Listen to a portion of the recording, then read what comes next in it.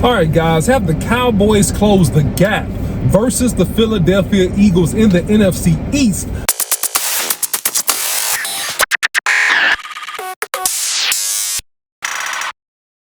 I'm going to talk about that more in this video, but before I do, don't forget to hit the like, share, and subscribe button. If you haven't followed Boss Cowboy Sports, I don't know what in the world you're waiting for.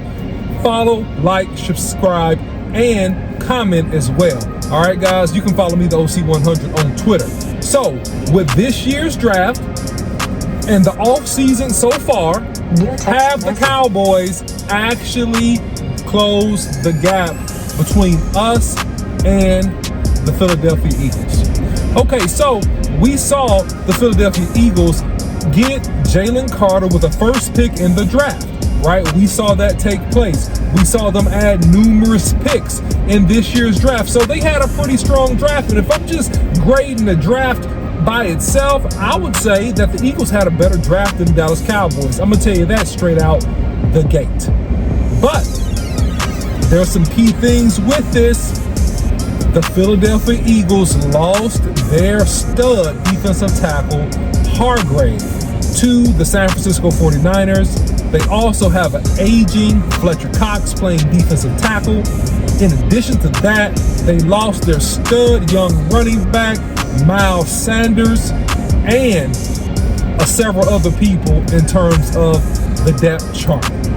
So, if you look at the Dallas Cowboys and you look at the strength of the roster from top to bottom, it's a lot to say regarding the Dallas Cowboys and how they build the roster. And we've talked about this quite a while on the Boss Cowboy Sports Show. Do you go all in through trade and free agencies, or do you build through the draft?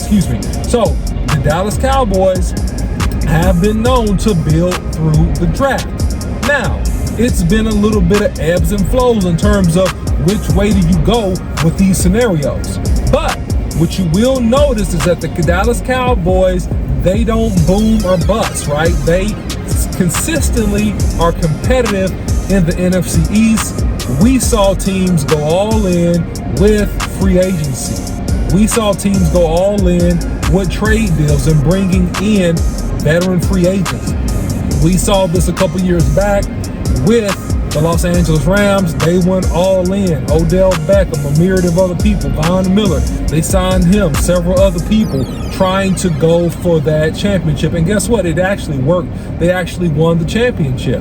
But then right after that, you saw a massive downturn, right? Didn't even make the playoffs the next year because they couldn't keep all that talent in the house and they had injuries, etc., etc. So also, if you look at these things and you look at the Philadelphia Eagles, right? They went all in, signing several people, bringing back other people, signing also the top free agent wide receiver, Brown, signing him to a good deal, having a trio of running backs, having a stacked offensive line.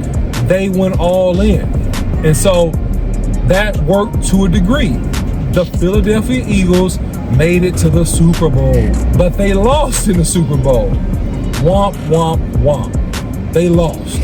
First place loser.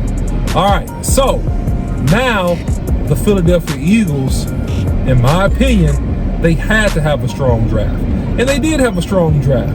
But that strong draft is only to help them maintain a level of competition. They had to replace, I believe, over 10 starters from this past season. The Dallas Cowboys, if you look at this, the Dallas Cowboys don't have to replace any starters, except for if you consider left guard that position. But you already had a guy that played there last year, Matt Furman, who can play pretty well, and you got Tyler Smith who can play there as well. So theoretically, in theory, you don't really have any, and you re-signed LVE. So theoretically, you don't have any starters to replace. So from top to bottom, if you look at the Dallas Cowboys in terms of their defensive backs, well, they got everybody back. Everybody back. All the guys that made the plays, they're still in the contract. Those guys are back. You look at the linebackers, hey, they got LVE back. Have another year for Damone Clark to mature. Also, hey, You got some guys that were injured that'll be coming back and competing there. They drafted Overshine, who's really a hybrid. He's a big nickel slash linebacker. You got Jabril Cox there as well. All right, you got the defensive line. We drafted Mozzie Smith, filling in that nose technique, one technique position and role that, hey, we needed to actually address. So that part is actually true. But we re-signed Jonathan Hankins. We have Ghosted. We have Bohannon. All right, we have Gallimore. We have Tank Lawrence. We have Micah Parsons. We have Sam Williams. All right, man. I mean, dude, we got a lot of guys on that line that can get after it, man. And I didn't even name everybody. I'm just stopping right there. So we got some pieces on every single front, so we didn't have to replace massive gaps in our roster like the Eagles did. So that helps us offensively. We have all 5 starters back. In theory, like I said, there'll be some competition at guard. My theory is Josh Ball, Matt Farnook, they're going to throw them in there and see who gets the best the best reps and turns out to be the best person for that job. But however, everywhere else, barring injury, you don't have that issue. Right? We drafted a running back in the 6th round. All right, but other than that, we already had Ronald Jones. We already had Malik Collins. We already have Tony Pollard under contract. All right, and we got better in this front half of the offseason. All right, signing Brandon Cooks, number 2 receiver. We have Michael Gallup coming back. Right, we have CeeDee Lamb. Right, we have young wide receivers coming in here. Right, that really didn't get a chance to play a lot last year. And we got ourselves another tight end, Hendershot. So, hey, we got Hendershot, Ferguson, right? So, and more than a couple that get the job done. And we got Dak Prescott, and we got also Cooper Rush. So, if you look at this, our roster is strongest from top to bottom. We have the strongest roster.